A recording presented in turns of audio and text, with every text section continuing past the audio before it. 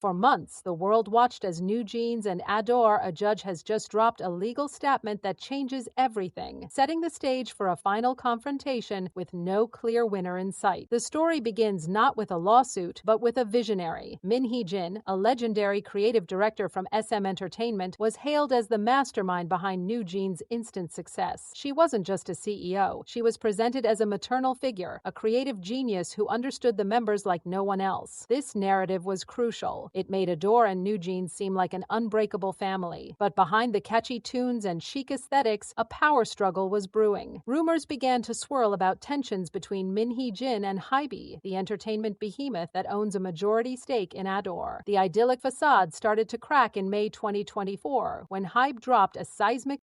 They were launching an audit into Min Hee-jin for allegedly attempting a hostile takeover of ADOR. The corporate jargon was dense, but the accusation was clear. HYBE claimed Min was plotting to seize control of NewJeans and break away from the parent company. In a stunning countermove, Min Hee-jin held a now infamous press conference. For hours, she presented a dizzying array of evidence, including leaked KakaoTalk messages that she claimed showed HYBE executives scheming to copy NewJeans' concept with a new group from their label, Illit. She accused HYBE of gaslighting and bullying, and framed her actions not as a corporate coup, but as a desperate, necessary battle to protect NewJeans from being plagiarized and undermined by their own parent company. The internet exploded. Fans were divided. Was Min Hee-jin a courageous protector of her artists, or a cunning executive leveraging her group for personal power? Netizens dissected every slide, every message, and the court of public opinion was in full session. Amidst this corporate civil war, the members of NewJeans were caught in the crossfire. Their voices silent. That is, until November 2024, when they made their move in the most dramatic way possible. Without warning, the 5 members held an emergency press conference, visibly emotional, and dropped their own legal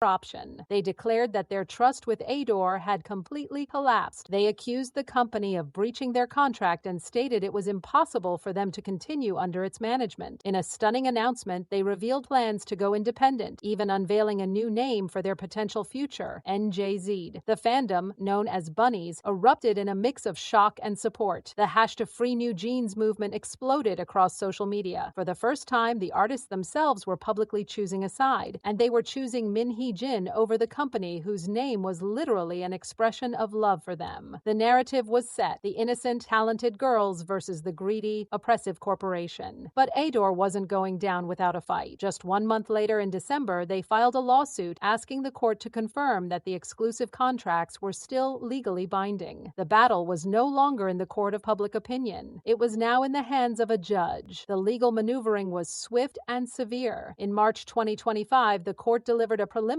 yet devastating blow to NewJeans' independence dreams. It granted ADOR an injunction, legally freezing all of the group's activities. The members were barred from any solo or group projects without ADOR's explicit permission. The court also approved a terrifying financial deterrent: indirect compulsory enforcement. This meant that if any member so much as participated in an unauthorized photo shoot or recording session, they would be personally liable for a fine of 1 billion won, roughly 730,000 per incident. Overnight, NewJeans went from global superstars to artists in legal limbo. Their careers were put on ice. The group, which had been riding an unprecedented wave of success, was forced into complete inactivity. Both sides attempted mediation twice, in August and September, but the chasm was too wide. NewJeans insisted the relationship was irreparably broken, while ADOR stood firm, arguing that a loss of trust was not a legal grounds for contract termination. To add more fuel to the fire, Min Hee-jin, after being dismissed as CEO, launched her own new company, aptly named OK. Fans immediately began speculating that this was the planned landing spot for NewJeans once they broke free, making the legal fight feel even more like a high-stakes custody battle. Then came the ruling that would define the first major chapter of this saga. The Seoul Central District Court finally spoke, and its verdict sent shockwaves through the industry. The judge ruled decisively in favor of ADOR, declaring that the exclusive contracts with the 5 members of NewJeans were, in fact, still perfectly valid. The court systematically dismantled the group's legal argument. It stated that the dismissal of Min Hee-jin as CEO did not constitute a breach of contract. Even more strikingly, the judge dismissed Min Hee-jin's central justification for her actions, stating that her public campaign against HYBE and ADOR was not, in the court's view, undertaken for the purpose of protecting NewJeans. The court revealed that after her firing, ADOR had even offered Min Hee-jin a revised contract to let her continue producing for the group, but she chose to resign instead. Other claims, like the leaked trainee videos and alleged bullying comments from a HYBE official, were ruled as insufficient to justify terminating a binding legal document. The judge concluded that it was difficult to see how continuing activities with ADOR went against the members' free will, effectively saying that the legal contract trumped feelings of broken trust. The aftermath was a study in defiance. Through their legal counsel, NewJeans released a statement that was as respectful as it was resolute. They said they respected the court's decision but did not agree with it and announced their immediate intention to appeal. They maintained their firm stance that a return to ADOR was impossible. The fandom's reaction was a digital firestorm. Hashtags trended globally, with fans calling the ruling a disgrace and proclaiming that the industry always protects companies over artists. Yet a counter-narrative emerged from more legally minded observers, who pointed out that under the strict letter of contract law, NewJeans' case was always an uphill battle. They drew comparisons to other idol legal battles, noting that without clear, documented evidence of non-payment or egregious mistreatment, courts are often reluctant to invalidate contracts. The ruling highlighted a cold, hard truth of the entertainment business. A contract is a contract, and emotional distress, however real, is rarely enough to break it. So where does this leave us now? The first round has gone to ADOR, but this fight is far from over. NewJeans is heading to the appellate court, hoping a different panel of judges will see the human cost behind the legal clauses. The clock is ticking. With their contract set to run until 2029, and with the possibility of that term being extended due to their activity suspension, the members face years of potential inactivity during the prime of their careers. This case is no longer just about NewJeans and ADOR. It has become a landmark case, scrutinizing the immense power imbalance between K-pop agencies and the artists who drive their profit. It forces us to ask, where is the line between a binding legal agreement and ethical management? Can trust ever be legally quantified? The dramatic rise, the shocking fall, and the ongoing legal war of NewJeans is a cautionary tale for the entire industry, a stark reminder that behind the glittering music videos and record-breaking charts, the most bitter battles are often fought not on stage, but in the silent, solemn halls of a courtroom. The future of one of K-pop's brightest groups now rests on a single burning question. Can they win their freedom on appeal, or will they become one of the industry's most tragic what-ifs?